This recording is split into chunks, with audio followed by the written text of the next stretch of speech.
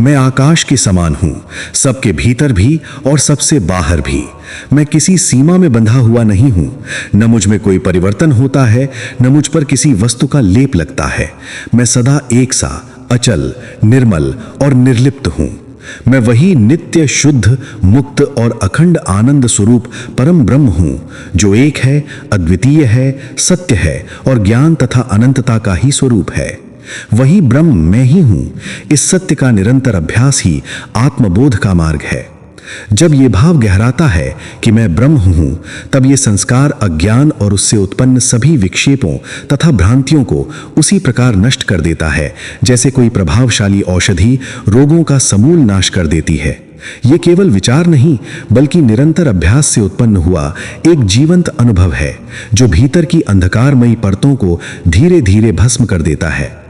साधक को चाहिए कि वो एकांत में बैठकर मन को विषयों और आसक्तियों से हटाए, इंद्रियों को संयम में लाए और अनन्य भाव से उस अनंत अद्वितीय आत्मा का ध्यान करे। ये ध्यान किसी कल्पना का नहीं, बल्कि अपने ही सत्य स्वरूप में स्थित होने का अभ्यास है। बुद्धिमान व्यक्ति विवेक के द्वारा संपूर्ण दृश्य जगत को आत्मा में ही विलीन करता हुआ निरंतर उस निर्मल आकाश सदृश अद्वितीय आत्मा में स्थिर रहता है। जो परमार्थ को जान लेता है, वो नाम, रूप और भेद से भरे इस संसार को त्याग नहीं देता, बल्कि उनके मोह से मुक्त हो जाता है। वो अपने परिपूर्ण चैतन्य और आनंद स्वरूप में अवस्थित रहता है। ऐसा ज्ञानी जानता है कि परमात्मा चैतन्य और आनंद से अभिन्न है, इसलिए उसे प्रकाशित करने के लिए किसी अन्य साधन की आवश्यकता नहीं होती। वो स्वयं ही स्वयं को प्रकाशित करता है। उस अवस्था में ज्ञाता और ज्ञान, जानने वाला और जानने की क्रिया तथा जानने की वस्तु, इन सब के बीच का भेद लुप्त हो जाता है। वहां ना कोई द्वैत बचता है और ना ही कोई दूरी। वहां केवल वही एक सत्य शेष रहता है, शुद्ध, अखंड और अनंत आत्मा। जब आत्मा रूपी अरणी में निरंतर ध्यान रूपी मंथन किया जाता है, तब उससे ज्ञान रूपी प्रचंड ज्वाला प्रकट होती है, जो अज्ञान रूपी समस्त ईंधन को भस्म कर देती है। जैसे सूर्य के उदय से पहले ही अंधकार का नाश हो जाता है और फिर सूर्य स्वयं प्रकट हो जाता है, वैसे ही ज्ञान के प्रकट होने से पहले अज्ञान नष्ट हो जाता है और उसके पश्चात आत्मा अपने स्वाभाविक प्रकाश में स्वयं ही प्रकाशित हो उठती है।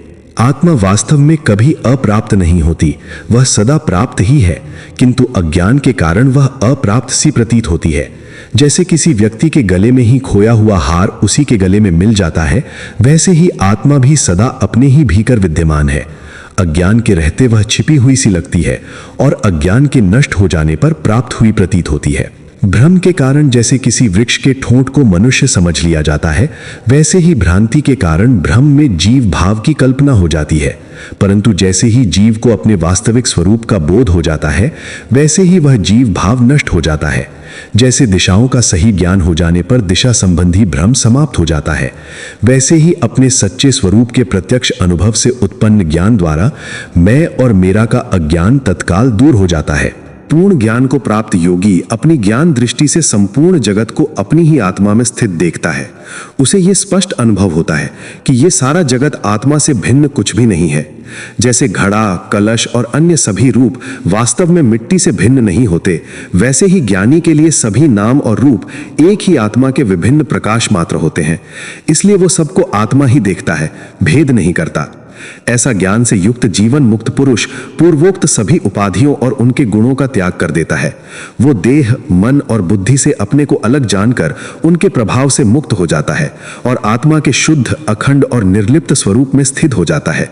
जिस प्रकार कीट निरंतर भ्रमर का ध्यान करते करते स्वयं भ्रमर ही बन जाता है, उसी प्रकार निरंतर ब्रह्म चिंतन करने वाला साधक अंततः सत चित आनंद स्वरूप ब्रह्म में ही रूपांतरित हो जाता है। वो अब साधक नहीं रहता, बल्कि स्वयं वही बन जाता है जिसे वो खोज रहा था। ऐसा जीवन मुक्त योगी मोह रूपी अथाह समुद्र को पार कर चुका होता है। उसने राग और द्वेष जैसे भीतरी राक्षसों का संहार कर दिया होता है और शांति के परम तट पर आत्मा में ही रमण करता हुआ स्थित रहता है। वह जीवन मुक्त पुरुष बाह्य और अनित्य सुखों की सभी आसक्तियों को त्याग चुका होता है। अब उसका संतोष बाहर की वस्तुओं में नहीं, बल्कि आत्मा के अखंड आनंद में स्थित होता है। जैसे घड़े के भीतर रखा दीपक बाहर से स्थिर दिखाई देता है पर भीतर निरंतर प्रकाशित होता रहता है, वैसे ही वह मुनि स्वयं में स्थित होकर भीतर ही भीतर प्रकाशित होता रहता है। यद्यपि वह शरीर, मन और संसार की उपाधियों के बीच रहता है, फिर भी उनके गुणों से आकाश की भांति पूर्णतः निर्लिप्त बना रहता है। वह सब कुछ जानते हुए भी मूढ़ के समान व्यवहार करता है, न किसी से स्पर्धा, न किसी से द्वेष। वह अनासक्त होकर वायु के समान स्वतंत्र रूप से विचरण करता है, बिना कहीं बंधे, बिना कहीं रुके। जब समस्त उपाधियां पूर्णतः नष्ट हो जाती हैं, तब वह मुनि जल में जल की भांति, आकाश में आकाश की भांति और तेज में तेज की भांति अपने निर्गुण स्वरूप में विलीन हो जाता है। वही सर्वव्यापी विष्णु, वही परम ब्रह्म, जिससे भिन्न कुछ भी शेष नहीं रहता। उसी को ब्रह्म समझो, जिसकी प्राप्ति से बढ़कर कोई अन्य प्राप्ति नहीं है। उसी को ब्रह्म समझो, जिसके आनंद से बढ़कर कोई अन्य सुख नहीं है। उसी को ब्रह्म समझो, जिसके ज्ञान से बढ़कर कोई अन्य ज्ञान नहीं है, जिसे देखने के बाद कुछ भी देखने योग्य शेष नहीं रहता, जिसे प्राप्त कर लेने के बाद पुनः जन्म नहीं होता और जिसे जान लेने के बाद कुछ भी जानने योग्य नहीं बचता। वही ब्रह्म है। वही ब्रह्म सामने, पीछे, ऊपर, नीचे, हर दिशा में पूर्ण है। वही सच्चित आनंद स्वरूप है। वही एकमेव, अद्वितीय, अनंत और नित्य सत्य है। वेदांत जिस सत्य की ओर संकेत करता है, वे किसी वस्तु को जोड़कर नहीं, बल्कि हर सीमा को हटाकर प्रकट करता है। इसी कारण उपनिषदों में बार बार कहा गया है, नेति नेति, अर्थात ये नहीं, ये भी नहीं। जो कुछ भी देखा, सुना, सोचा या कल्पित किया जा सकता है, वे ब्रह्म नहीं है। इन सब के निषेध के बाद जो शेष रह जाता है, वही एक अद्वितीय, अखंड और आनंद स्वरूप सत्य है। उसी को ब्रह्म समझो। ब्रह्म स्वयं अखंड आनंद स्वरूप है। ब्रह्मा, इंद्र और समस्त देवता भी अपने अपने स्तर पर उसी आनंद के कण मात्र का अनुभव करके आनंदित होते हैं। ये सारा ब्रह्मांड, सभी लोक, सभी प्राणी और सभी वस्तुएं उसी ब्रह्म से युक्त हैं। कोई भी कार्य, कोई भी गति, कोई भी अस्तित्व उससे स्वतंत्र नहीं है। जैसे पूरे दूध में मक्खन व्याप्त रहता है, वैसे ही ब्रह्म समस्त जगत में सर्वत्र व्याप्त है। उस ब्रह्म को जानो, जो ना तो सूक्ष्म है और ना ही स्थूल, जो ना छोटा है ना बड़ा, जो जन्म से परे है और कभी नष्ट नहीं होता, जो रूप, गुण, रंग और नाम से पूर्णतः रहित है। उसी को ब्रह्म समझो। जिसके प्रकाश से सूर्य और चंद्रमा प्रकाशित होते हैं, परंतु जो स्वयं किसी अन्य प्रकाश से प्रकाशित नहीं होता, जिसके कारण यह समस्त दृश्य जगत प्रकाशित प्रतीत होता है, वही ब्रह्म है। ब्रह्म संपूर्ण जगत के भीतर भी व्याप्त है और बाहर भी।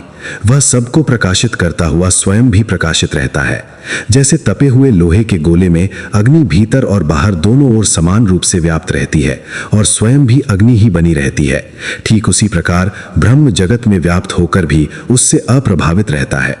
ब्रह्म देखने में जगत से भिन्न प्रतीत होता है, परंतु सत्य यह है कि ब्रह्म से भिन्न यहाँ कुछ भी नहीं है। यदि ब्रह्म से अलग कुछ दिखाई देता है तो वो केवल अज्ञान की दृष्टि का भ्रम है। ज्ञान होने पर यह स्पष्ट हो जाता है कि जो कुछ भी है वो केवल और केवल वही ब्रह्म है। यदि ब्रह्म से भिन्न कुछ प्रतीत होता है तो वो मृग मरीचिका के समान केवल भ्रम है, सत्य नहीं। जो कुछ भी देखा जाता है, जो कुछ भी सुना जाता है, वो सब ब्रह्म से अलग नहीं है।